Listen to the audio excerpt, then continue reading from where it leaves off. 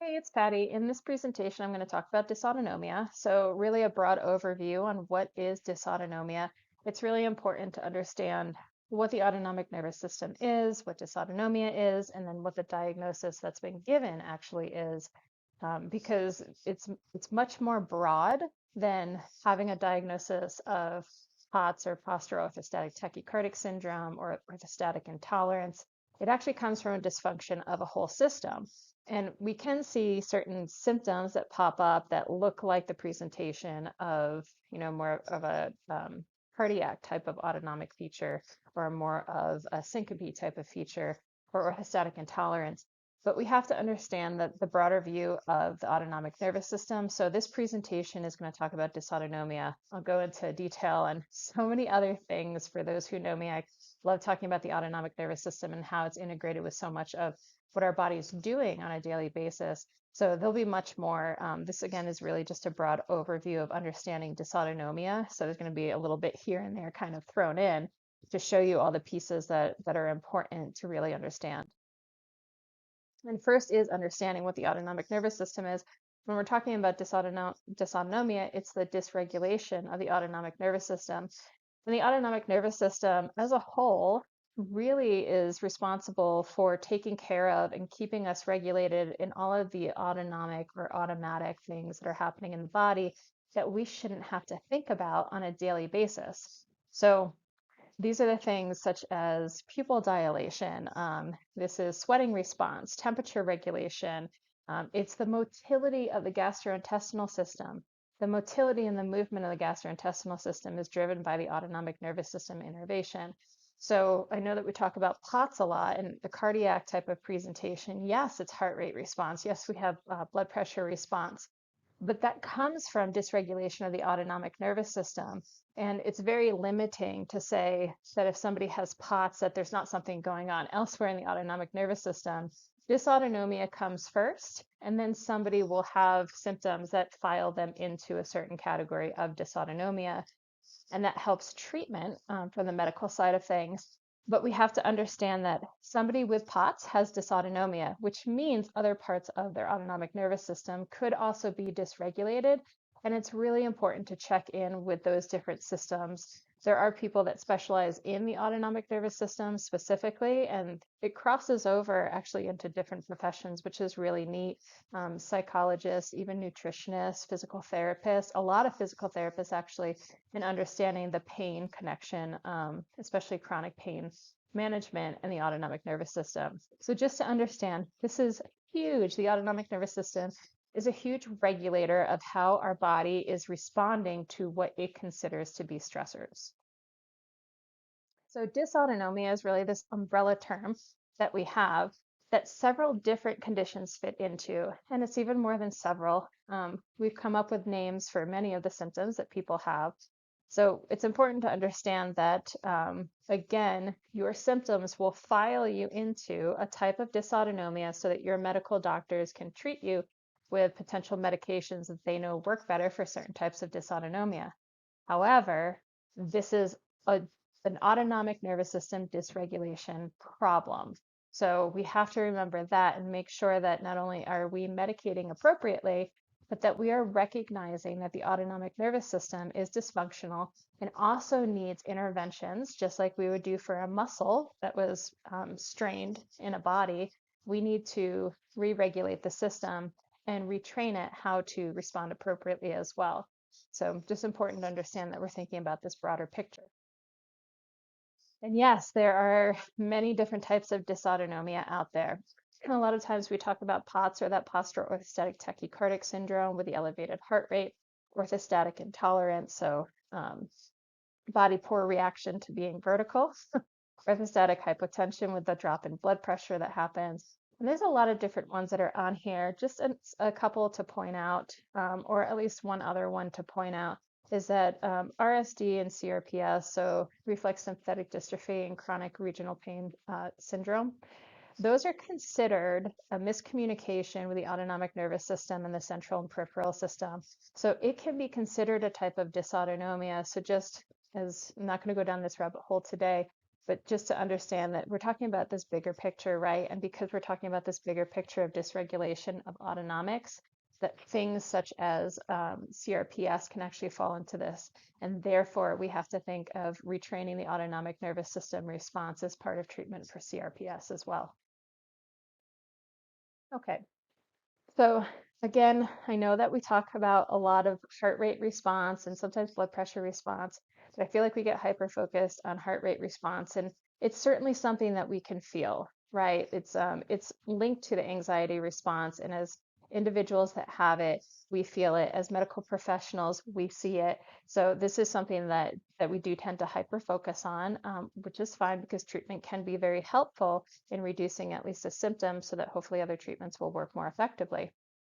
However, the autonomic nervous system innervates all of the body's organs.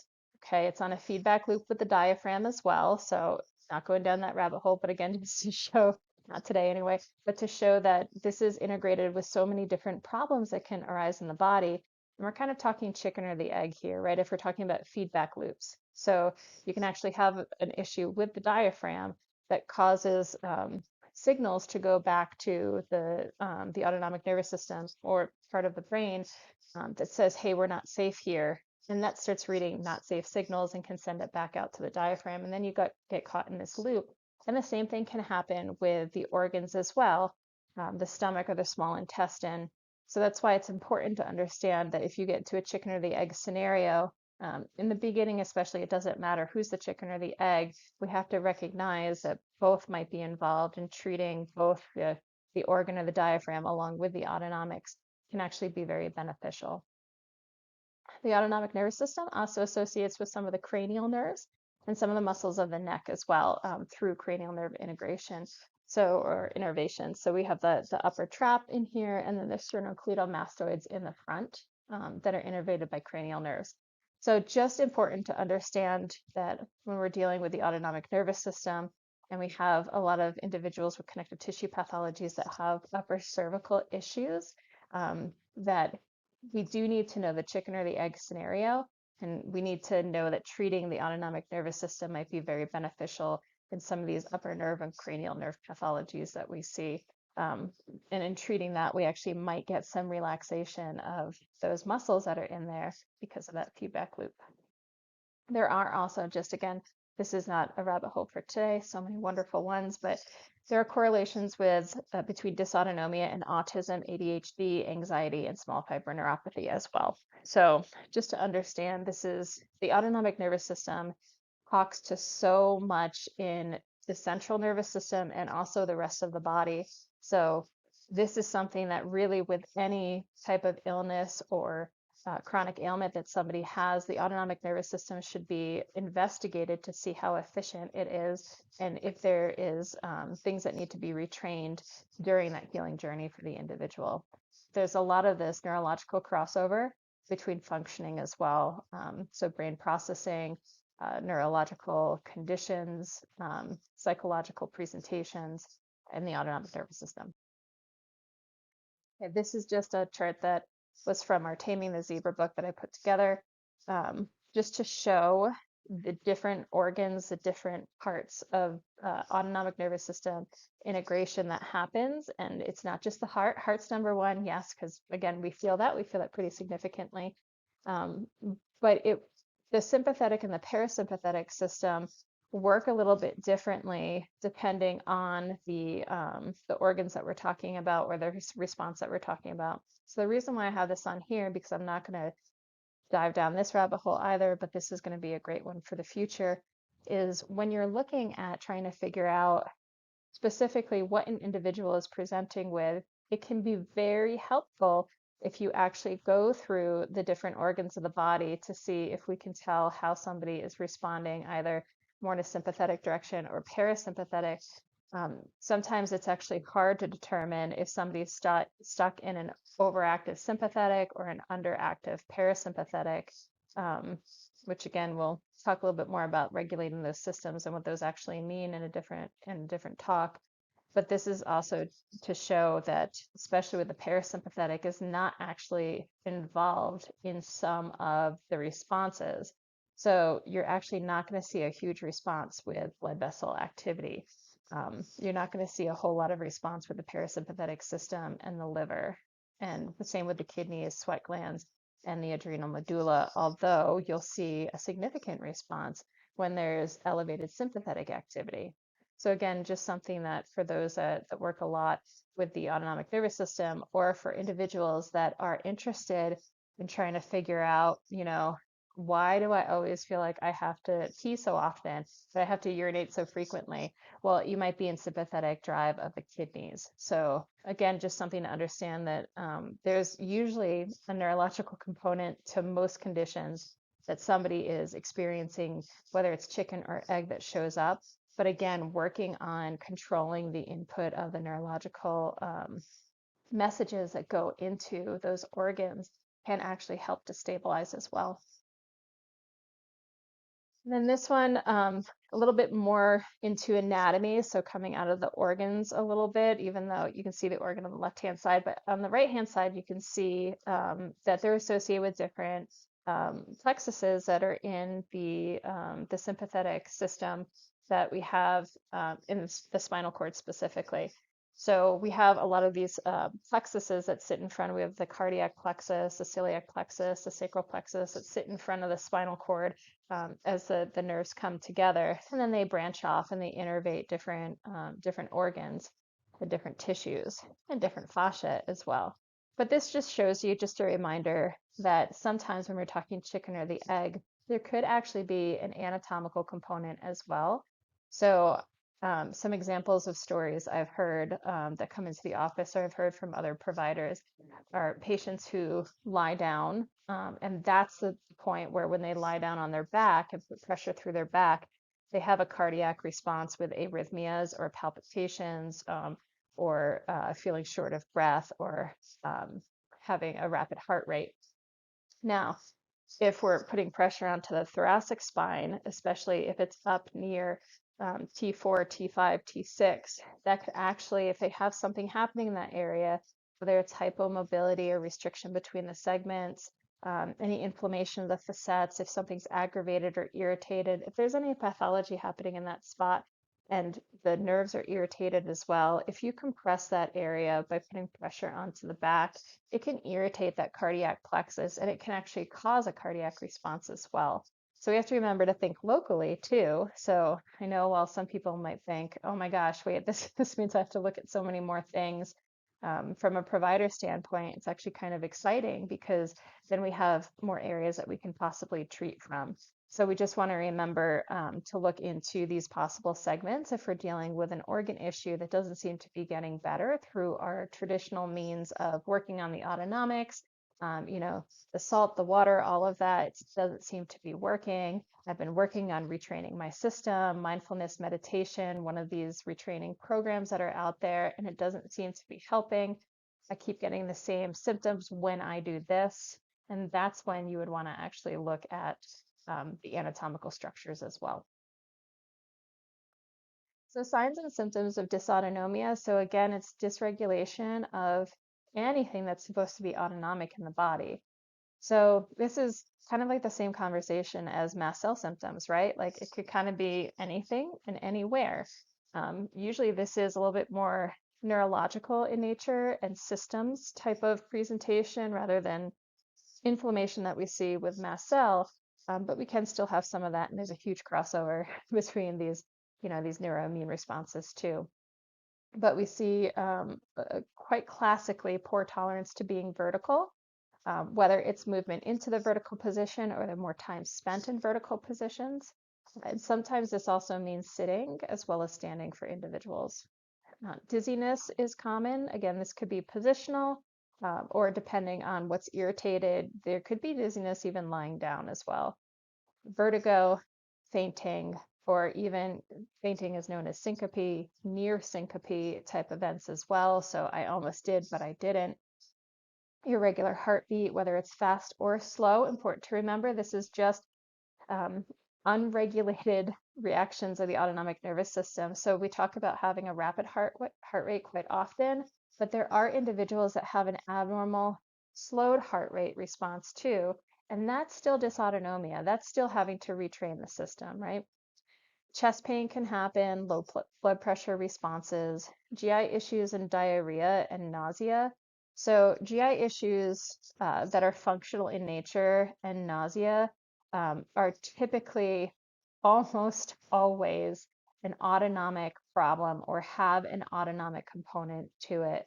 Motility issues, so the functional issues that happen in the gut, the motility is actually driven by the state of the autonomic nervous system, and that's really important to understand. I'll talk about it when I talk about the GI system in more detail as well. But functional GI motility problems are an autonomic nervous system dysfunction. So you absolutely have to be working on the autonomic nervous system in the presence of dysautonomia. If there are slowed motility, fast motility, gastroparesis, any of these things that are popping up for the individual. Nausea as well has a lot to do with the vagus nerve for a lot of people. Of course, there are things that can cause other types of nausea for sure. I understand this with this population, but especially if we're seeing nausea in the vertical position. So if it seems to be orthostatic nausea, then there probably is an association with the autonomic nervous system, right? And if we're also seeing other autonomic nervous system responses that happen when nausea is there, heart palpitations, feeling lightheaded, things like that, then it's probably that overlap again of the autonomic nervous system. Visual disturbances, so blurred vision, vision loss, or tunnel vision can happen. Weakness can happen, the feeling of overall weakness. And of course, there's a crossover with other things as well, but usually when we have some of the neurological conditions that can cause weakness, we're going to have an irritated other part of the nervous system, the autonomics, right? Difficulty breathing. So this is usually a shortness of breath or breath holding, things like that can happen. Again, we have the connection to the diaphragm. So that can absolutely happen and is something that with a lot of work, we can help retrain. This one is personally it just brings up memories for me as a kid when my mom said that he used to be able to drag me around like with a salt lick because I just love salt. And my blood pressure was so low when I was a kid, nobody seemed to have a problem with me eating lots of salt. But if somebody feels thirsty constantly or is having salt cravings, I'm just going to say for now that that could be dysregulation. It does not necessarily dictate if you need more water or more salt. That's actually a balance that needs to be worked on with a professional. Um, but those signs, especially if you're not satiated with drinking water or having salt, then it's definitely time to talk to somebody. Difficulty swallowing can happen, super complex condition. Again, this one kind of, you'll see difficulty swallowing that pops up with a lot of different diagnoses. And yes, it does, but it can also be dysautonomia. We do have some of those cranial nerves that talk to the muscles that help swallowing, and a lot of stuff happens in this area as well. So that can be part of an autonomic nervous system dysfunction. Anxiety, and this is tricky because you can have anxiety and dysautonomia, and you can have a crossover between the two. So that's what we just want to make sure that we are treating both appropriately if they are present. We don't want to ignore a biological autonomic response and call it anxiety and vice versa. So if both are present, both will need some help. But I do want to validate that the dysautonomia response very much feels like anxiety, but for a lot of individuals, they do feel I am having a biological response. Why is my body doing the things that it's doing? This is not such big of a deal that's happening right now. And that's usually more of a dysautonomia event. If you're really psychologically present and you feel grounded, but your body is doing these more crazy reactions, like you're about to pass out, you have these heart rate palpitations, this heart rate increase, but the rest of you doesn't feel like psychologically, you don't feel like you have the anxiety piece. Again, we have to remember that you can have a biological response without having an elevated anxiety response, but you can also have both. So we do need to make sure that we're separating them so that we're treating the individual appropriately. Fatigue, oh my gosh, fatigue in the nervous system. So fatigue is very complex as to why it's present, but if you think about just the simple idea of your nervous system being dysregulated in this way, so the sympathetic system is typically the one that's being overactive, and that is your fight or flight. So if your body is constantly thinking it is in fight or flight mode, it is going to be exhausting, right? It's always ready to run. So that in and of itself, that uh, the overproduction of the sympathetic output can cause fatigue for a lot of people. Exercise intolerance, again, this is the idea that your system doesn't know autonomically how to prepare you for a workout and how to come down from a workout. So again, a different talk that we'll have about this, but that needs to be retrained, like an exercise in and of itself. Um, Migraines, or there's actually a link between migraines and dysautonomia events and also migraines and mast cell events. But they can actually correlate with the type of migraine response that's happening. And I do believe it's more associated with migraines with auras. But I don't have that reference in here, sorry. Headaches, again, the neurological inflammatory piece and the release of neurotransmitters with the dysautonomia event can actually be part of the headache experience for people. Tremors, so again, the autonomics, autonomic control of even muscles and innervation to muscles. Impaired sleep, the frequent urination. Again, we talked about the different, or very briefly showed you the slide of the different organs, but frequent urination can actually be autonomics. Temperature regulation issues, and this is both sides, can't do the heat, can't do the cold, can't do either. Um, that can be your body not being able to respond appropriately to the change that's happening in your environment. So you can have an excessive sweat response. Again, we're not necessarily going to have the opposite. We're not going to have a lack of sweat, but we can have an excessive sweat response. Memory and concentration problems, super common. Again, if your body is always constantly, and your mind too is always in fight or flight and trying to run from a threat, then it's going to be taking up the activity, kind of taking up the activity that the brain needs to get other tasks done, right? Poor appetite, again, because this is gut innervation too, so directly correlated with the stomach, and also perceiving signals from the whole abdominal space as to if you're hungry or not. And then sensitivity to light and or noise, because again, it's part of the processing of the autonomic nervous system. Triggers for dysautonomia. So the autonomic nervous system, the way that I describe this, it's kind of like our digestive system, but what it digests instead of food is all of our environmental and life experiences that comes into the body, and it will push it out into the rest of the body how it sees fit to send messages, right? So kind of like the gut too, depending on what we put into it and how everything's feeling, it's going to determine how well it uses all the nutrients and minerals and things like that and passes it through our system.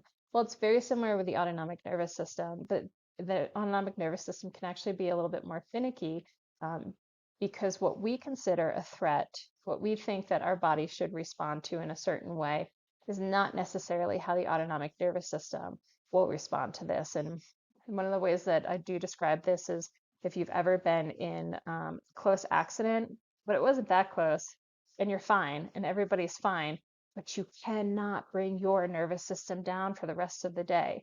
That's an abnormal response, right? Like we should be able to help come down and regulate, but your nervous system in that moment decided to tell your body and to interpret it as a very significant threat. So that's where we have typically a lot of us have a lot of work to do with our nervous systems to help retrain it. And there's a lot of things that go into dysregulating it, a lot of stuff that's around us.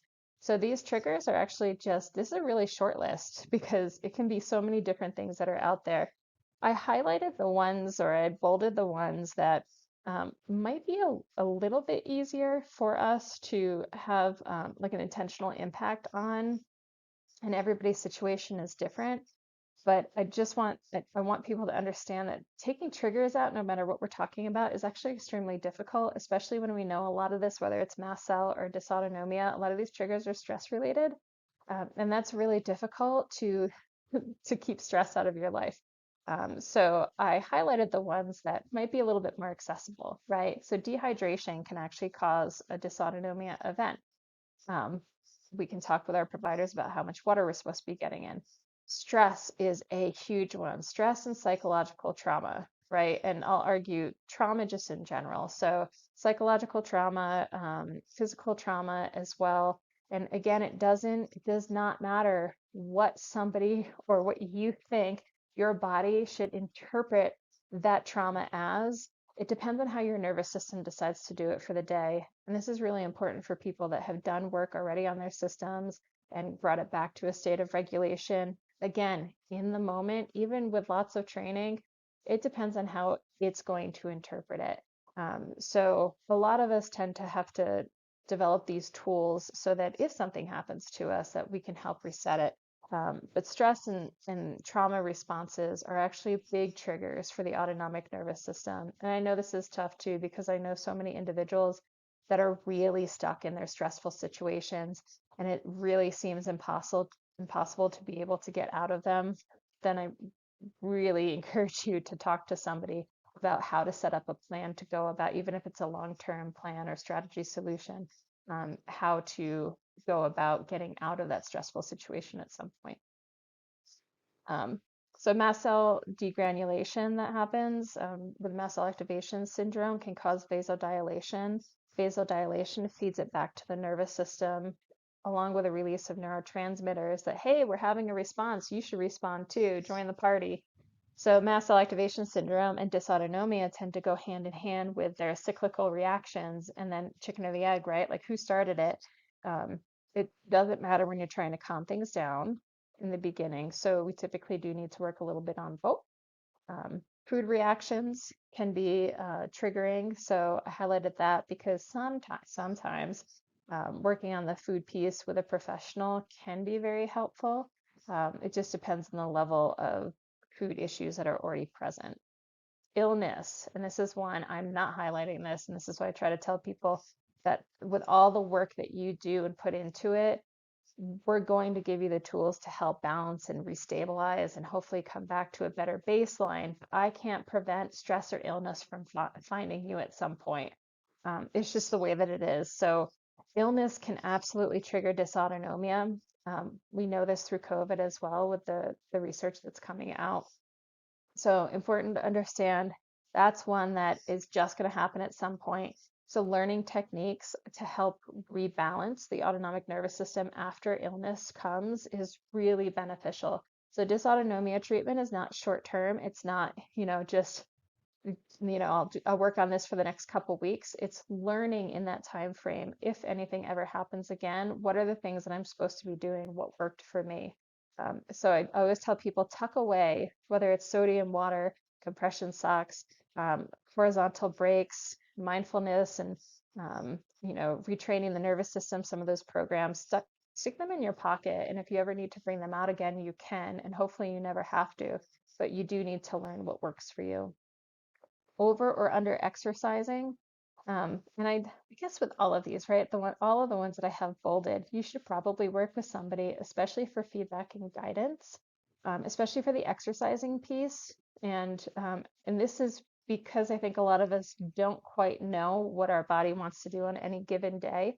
So having somebody, especially on the days that we want to do more, having somebody tell us, well, your heart rate variability wasn't looking so great last night. So how about we take it down a notch? So maybe the next day we can work harder.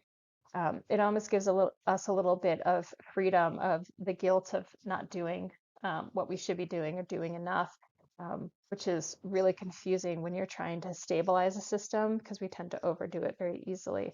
So while I have that bolded, a lot of these that are bolded, I still do think you should be working with a specialist.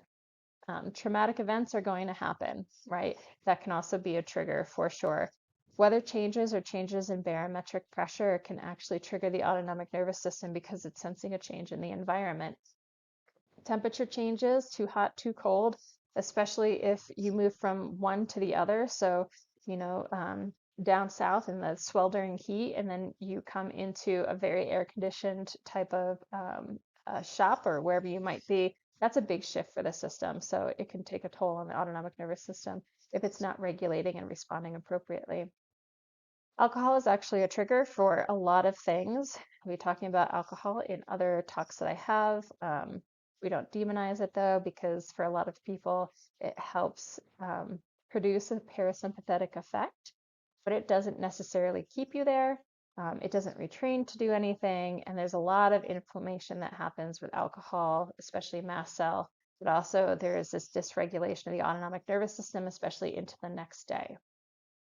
Anxiety, again, there's a lot of overlap between anxiety and dysautonomia, so they can trigger each other for sure. And then overstimulating social engagements, whether it's a noisy environment, a lot of people that are around concert venues, things like that, or even just something to think about for providers that are working with their patients in a clinic setting.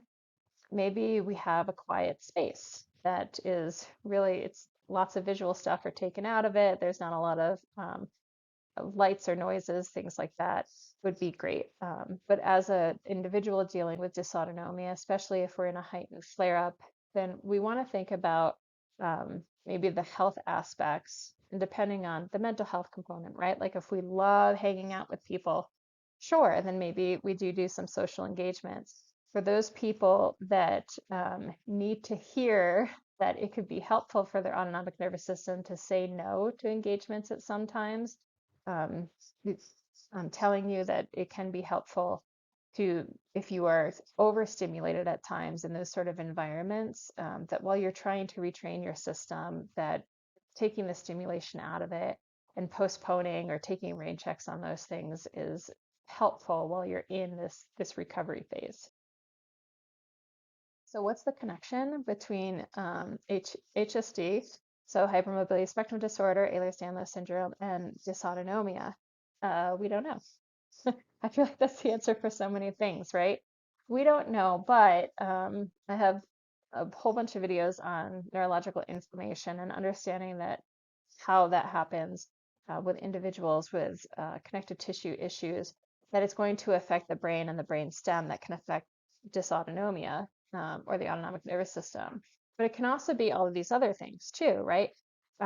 It could be the changes in the connective tissue that surround the nerves, which is kind of what I'm talking about with the neurological inflammation. It's different proprioceptive feedback from the neurological system. You have a difference in emotional processing in the brain. So there's studies out there that Eccles is the author that has crossed over in a lot of these studies. And we do have different emotional processing in the brain when there's symptomatic hypermobility present. So that could indicate that our communication of our different parts of our brain are working a little bit differently. There are changes in processing and mapping after trauma that happen as well in everybody, not just people with hypermobility. So again, we're looking at the layers, like how did we get here? And we could have this layered presentation of, well, we have different neurological tissue that allows things to get through. We have different emotional processing, different communication as well. And then if there's trauma added to that, that can add to the processing issue for some individuals. There's also a change in the volume of the amygdala. So the amygdala has been found to be larger in those with symptomatic hypermobility. Big chicken or the egg question, again, because if we are misinterpreting signals as threats, then you're going to potentially have a bigger amygdala that is in control of the fight or flight response. You can actually shrink the amygdala. You can. That's through whatever practice you want to call it. But retraining the parasympathetics to take over a little bit more can actually make the amygdala smaller. So it reduces the fight or flight activity that's happening. Is there diaphragmatic or organ dysfunction that's happening? We talk about that feedback loop. So does somebody have dysautonomia because there's stuff going on in other parts of their connective tissue that's happening in their body? Something to look into. And then we can have structural changes, right? So with dysautonomia, we have to think, gosh, what's happening in this space here where the brainstem, comes down? We have the cranial nerves exiting that all talk to the autonomic nervous system. We can have structural changes, especially in the neurovascular structures with the autonomic nervous system with Eagle syndrome. So compression that happens in the front of the neck area with atlas rotation. So upper cervical problems, upper cervical malalignment. cervical instability, Chiari malformation, so that the brainstem being pulled down towards the tailbone, and brainstem impingement as well. All of those things can feed into dysautonomia because it is making the brainstem not happy. So again, a little bit of chicken or the egg as well with this, but it's just something that we should be clearing with individuals to make sure that we're treating all of the things that we need to treat. This does not mean that somebody has to go for a surgical consult, but we might be treating somebody for their diaphragm dysfunction, their upper cervical issues through therapeutic strategies and retraining the nervous system, and that might be the right combination for them. But it's about finding the right combination and making sure that we have all the primary things lined up that we need to work on. And then there's this theory that, hey, maybe we have this less compliant connective tissue, so loosey-goosey tissue at the blood vessels, right? And they're causing that increase in blood pooling to happen because we have stretchy vessels. And then we can't get the blood back up, right? And that causes an increased heart rate. And then we can have this hyperadrenergic state that happens. And it could happen. That could definitely be some of us out there. Um, but not everybody always has stretchy blood vessels. That seems to come and go with individuals as well. So perhaps, but again, I think the important thing to take away, the fact that we don't know, is that this is individualized. We kind of have to know, how did we get to the state of dysautonomia for this person? And then let's go ahead and treat it. So here's the little cycle I was talking about with dysautonomia and MCAS, so mast cell activation syndrome. So both of the symptoms, or both of the syndromes, feed into each other, right? It doesn't matter who started it, but by some point they're both fueling each other, right? So what happens when mast cells degranulate and release these mediators is those mediators find nervous system tissue. That nervous system tissue gets aggravated and will actually release neurotransmitters. Those neurotransmitters will go ahead and cause mast cell degranulation. Mast cell degranulation causes release of neurotransmitters. So you end up in this vicious cycle, this self-perpetuating cycle now, right? So sometimes we can help reset it by stabilizing one or the other or both systems. So the mast cell or immune system or the autonomic nervous system. Sometimes we have to figure out what made it mad in the first place. So sometimes you can just do, I call it superficial treatment, where we treat you for the diagnosis, that we say, hey, it looks like you have dysautonomia. Here are the things that kind of work for dysautonomia, or the same for MCAS. But if it helps, but not enough, or if it doesn't help, then we do need to figure out what started the cycle in the first place. But working on the cycle can be very, very helpful for to help control symptoms. And this is just here to remind people that I talk about the backdoor technique sometimes, that sometimes nothing is working for dysautonomia or everything seems to be bothering it. And we really think it's primarily dysautonomia, but the mast cells talk to the neurological system. So if we are working backdoor on stabilizing the immune system and mast cell response, we actually might have a positive effect on the immune or the autonomic nervous system. So we don't want to throw one treatment out the window because it's not directly what we're talking about. Because of this cycle, we might have some improvement in the autonomic nervous system if it's hard to stabilize through the mast cell or immune system component. So just something to think about if there's anyone getting frustrated with things not working out there. We have a lot of different ways to assess for dysautonomia, right? We'll talk about the ones that everybody's heard of, but there are some that, for those that really specialize in the autonomic nervous system and are usually associated with a school or research, they'll have these. You will not find these in people's offices that really like the autonomic nervous system, but don't have the funding for it. But there's the QSART, the quantitative pseudomotor axon reflex test. And then the thermoregulatory sweat test, the skin biopsy, gastric motility studies. So they kind of look at different parts of the systems in the body to see how they are responding autonomically and if they're responding appropriately. And the skin biopsy is actually to look at the small fibers, basically, to look at autonomic nervous system for the autonomic nerve endings. So talking about a POTS diagnosis, so this is typically done with a tilt table or what's called a stand test. The tilt table is what a lot of people are looking for, like medical proof that POTS is there. However, the stand test is also quite effective for a lot of people I think there's a little bit more leniency in being able to stop the test if not feeling well, and also to do it in the convenience of your own home. So we might actually get a little bit more valid testing. We don't know what happened on somebody's way to the tilt table testing. Do they not like being in doctor's offices? So just being there, the heart rate is already elevated. So we're not going to see the jump that we normally would. Don't know. And how's the tilt table test performed? So I like the stand test. I also like the stand test because I have my individuals repeat it multiple times throughout the day for a course of a few days so that we can look for patterns to see if the morning is the worst, the evening's the worst. It's all over the place. There's no rhyme or rhythm. So it gives us more information. Uh, what we do though with the tilt table is um, it actually tilts up to about 60 degrees, holds you there for 10 minutes. The supine heart rate test, what you do is you are lying down for 10 minutes, take your heart rate, and then you stand up and you take your heart rate at 2, 5, and 10 minutes. And then you can take a post test lying down after a few minutes to see if you're able to reset. So it's really looking to see, are you having the appropriate response to going vertical? Or is your body over or under reacting, which would tell us your autonomic nervous system is not talking to your systems appropriately to allow you to do this functional activity.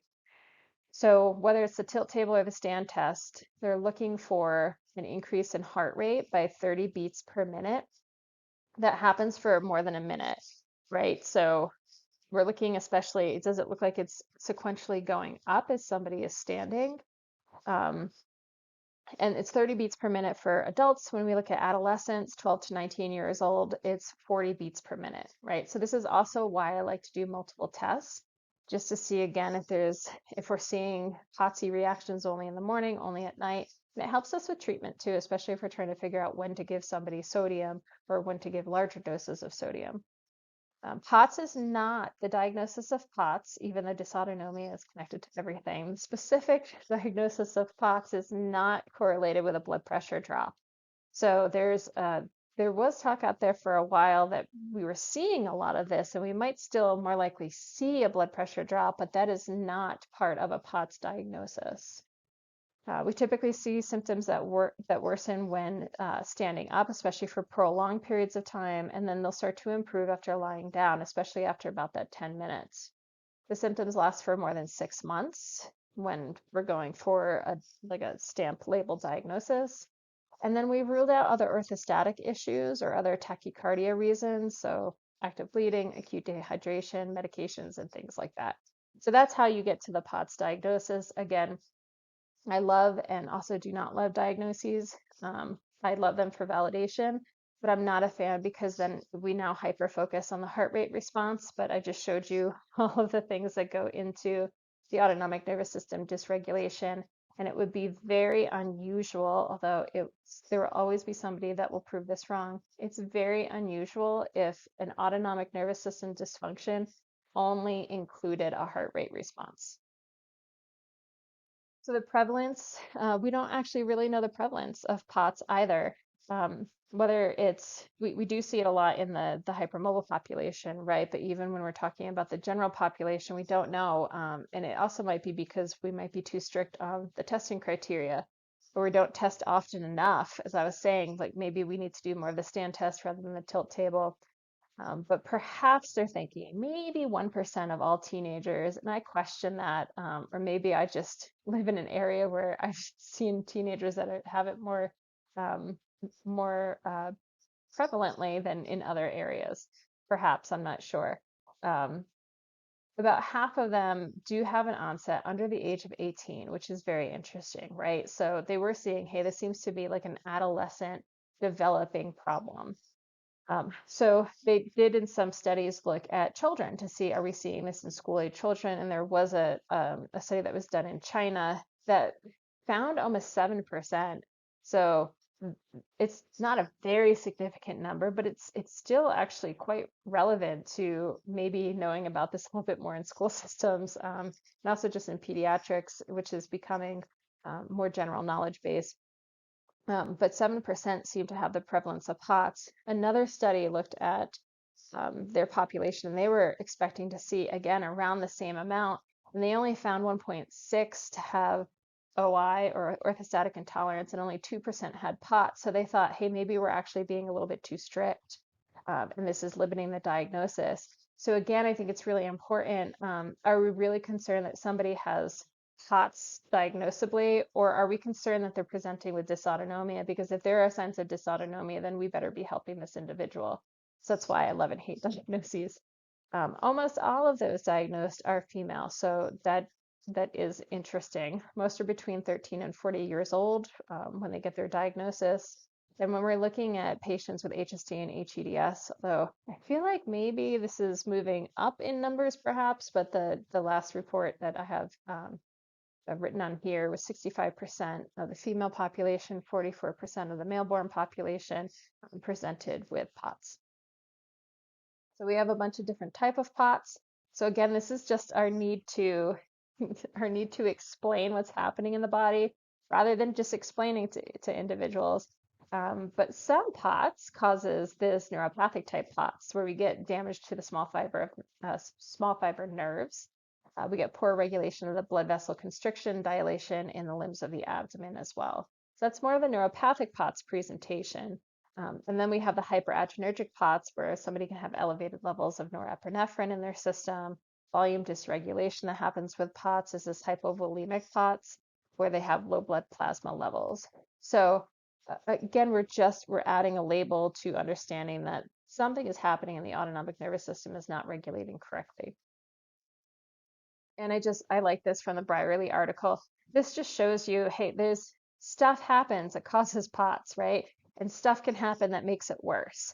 So here's a cycle where you get into POTS as well, and you end up with this sympathetic activation that happens. But I just wanted to put this on there because this isn't a simple thing like I ended up with POTS one day. No, there's a thing that goes into creating that cycle for you, and that cycle creation, that is what needs to be explored with medical providers to figure out how to get you out of that cycle eventually while you are appropriately treated. And again, this is just another from the Brierly article, just showing you all of the crossover between when you have a dysfunctioning autonomic nervous system or POTS and these other overlapping conditions, you tend to have a lot of other stuff that might be present as well, right? Like a dysfunctional autonomic nervous system goes with a lot of other diagnoses. And now if you understand that, and we'll talk more about this when I really talk about what is the autonomic nervous system, it'll make a whole lot more sense. But the fact that it communicates with so many different systems in the body, it's going to cause a bunch of different things that happen, right? And there can, of course, be this crossover with joint hypermobility. And then we're like, what's the chicken? What's the egg? And we might be able to figure that out at some point. But again, it just points out we need to be working on the autonomic nervous system for individuals. There's so much overlap that happens here that can feed into or exacerbate or even cause other conditions. So in summary, dysautonomia is really just as simple as an abnormal response of the autonomic nervous system when we add stimulus. So whether the stimulus is, it can go both ways too, because it can be put into a quiet, calm situation and you have an abnormal response.